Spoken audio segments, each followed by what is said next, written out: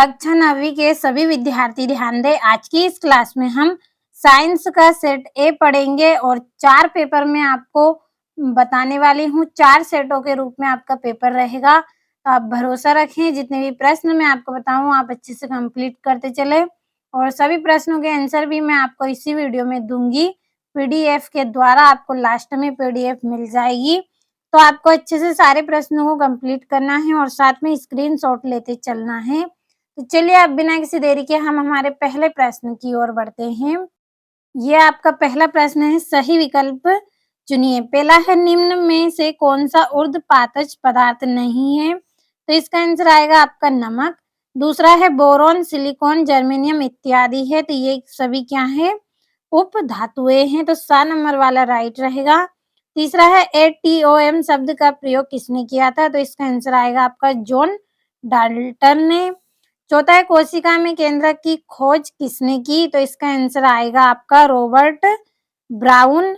अगला है, पौधों में जल एवं खनिज का संवहन होता है, तो इसका आंसर आएगा आपका जाइलम द्वारा। छठा है, विस्थापन में परिवर्तन की दर कहलाती है, तो क्या कहलाती है? वेग कहलाती है।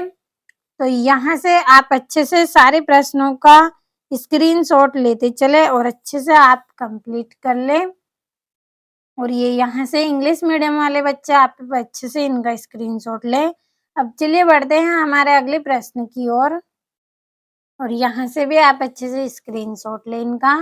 और ये आपका दूसरा प्रश्न है, रिक्त स्थानों की पूर्ति करनी है। तो पहला है, तापमान बढ़ाने पर कणों की गतिज ऊर्जा डैश है, तो इसका आंसर आएगा आपका बढ़ती है। गतिज ऊर्जा क्या करती है? इनकी बढ़ती है, तो इसका आंसर आपका आएगा बढ़ती है। दूसरा है, विलयन एक डैश मिश्रण है, तो विलयन क्या है? समांगी मिश्रण है, तो यहीं पर हम इसके आंसर को भर लेंगे। समांगी वहाँ पे आपके यहाँ पे बिंदी रहेगी समांगी। अगला है, तीसरा, न्यूटन की खोज डैश ने की थी, तो इसका आंसर आएगा आपका चैडविक, तो हम यहाँ पे भर लेंगे चैडविक। न्यूटन की खोज किसने की थी? चैडविक ने। चौथा है, पादप कोशिका की भित्ति डैश की बनी होती है, तो किसकी बनी होती है? सेल्यूलोज की बनी होती है, तो इसका आंसर आ गया आपका सेल्यूलोज। पांचवा, स्थायी ऊतक की कोशिकाएं डैश नहीं है, तो कैसी नहीं है? ये विभाजित नहीं होती है, तो इसका आंसर आएगा आपका स्थायी ऊतक की कोशिकाएं नहीं होती हैं, तो विभाजित नहीं होती है। अगला है आपका, न्यूटन का डैश नियम जड़त्व पर आधारित है, तो कौन सा? प्रथम नियम। तो ये आपके रिक्त स्थान कंप्लीट हुए और इंग्लिश मीडियम वाले बच्चे आप इनको इंग्लिश में ट्रांसलेट कर लें। अब चलिए बढ़ते हैं तीसरे प्रश्न की ओर। तीसरा प्रश्न है, सही जोड़ी लिखिए। तो पहला है, तापमान का मात्रक, तो इसका आंसर आएगा आपका केल्विन, पहली जोड़ी। दूसरी है जेल, तो इसका आंसर आएगा आपका जेली, पनीर, मक्खन, दूसरी जोड़ी। तीसरा है कार्बन, तो इसकी जोड़ी आएगी आपकी कार्बन क्या है? सी से प्रदर्शित करते हैं। चौथा है केंद्रक, तो केंद्रक की जोड़ी रहेगी आपकी कोशिका नियंत्रण कक्ष, चौथी जोड़ी।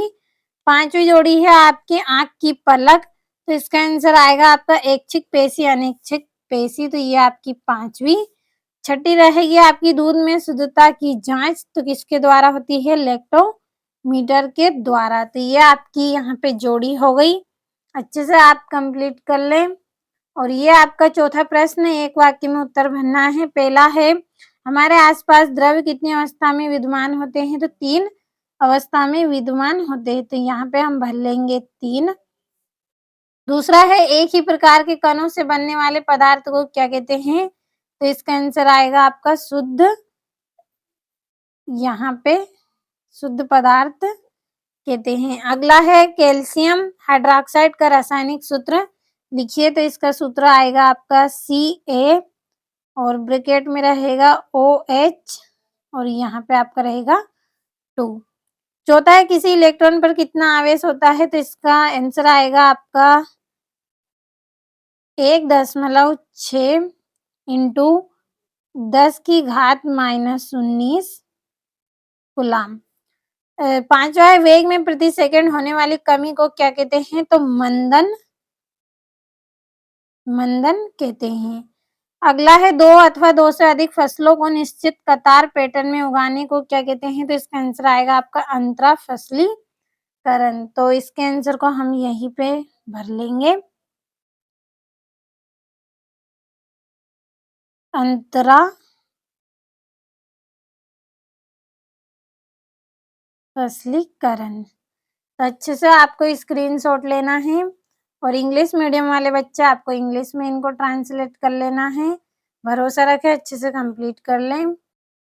ये आपका पांचवा प्रश्न है, सत्य असत्य। तो देखिए मैं यहाँ पे इनको भर देती हूँ, आपको अच्छे से पढ़ लेना है। तो पहला आपका सत्य रहेगा, दूसरा आपका सत्य रहेगा, तीसरा आपका सत्य रहेगा, चौथा भी असत्य रहेगा, पांचवा सत्य रहेगा और छठा असत्य रहेगा। तो अच्छे से कंप्लीट कर लीजिए।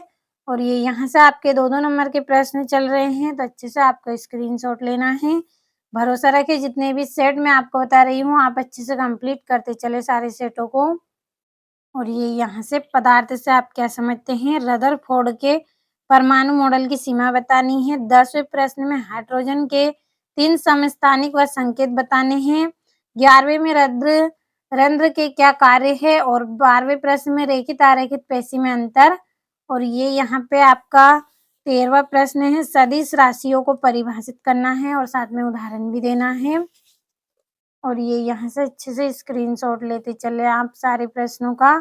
भरोसा रखें, आप जितने भी प्रश्न मैं आपको कंप्लीट करा रही हूँ आप तो अच्छे से कंप्लीट करते चले। सारे प्रश्न आपके इसी में से रहने वाले हैं। जितने भी बच्चे आप कंप्लीट करेंगे आपको पता रहेगा कि कौन से क्वेश्चन आए हैं, तो अच्छे से कंप्लीट करें। और ये यहाँ से अच्छे से कंप्लीट करते चलना है आपको सारे प्रश्नों को। यहाँ पे मैंने सारे प्रश्नों के आंसर तैयार कर लिए हैं, तो चलिए हम जल्दी से इनको पढ़ लेते हैं अच्छे से। तो देखिए ये आपका यहाँ पे छठा प्रश्न है, थोड़ा सा मैंने छोटा कर दिया है ताकि पूरे पेज का अच्छे से स्क्रीनशॉट ले सकें आप। तो यहाँ से अच्छे से कंप्लीट कर लें। और ये आपका यहाँ पे 7वां प्रश्न। तो जितने भी प्रश्न मैं आपको बता रही हूँ सारे प्रश्नों को आप अच्छे से कंप्लीट कर लीजिए। भरोसा रखें, आप वार्षिक परीक्षा में आपको यही प्रश्न देखने को मिलने वाले हैं। अच्छे से आप कंप्लीट करते चलिए।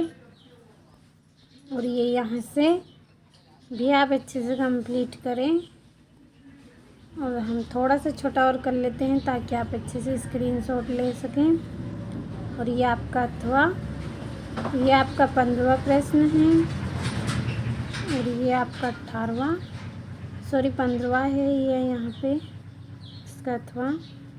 और ये 16 प्रश्न आपका। तो अच्छे से आपको कंप्लीट कर लेना है सारे प्रश्नों को। यहाँ से भी अच्छे से स्क्रीनशॉट लें। बहुत ही आसान और सरल भाषा में यहाँ पे मैंने आपको आंसर बताए हैं, तो अच्छे से आप कंप्लीट कर लें। और वार्षिक परीक्षा में आप अच्छे से अच्छे अंक प्राप्त करें।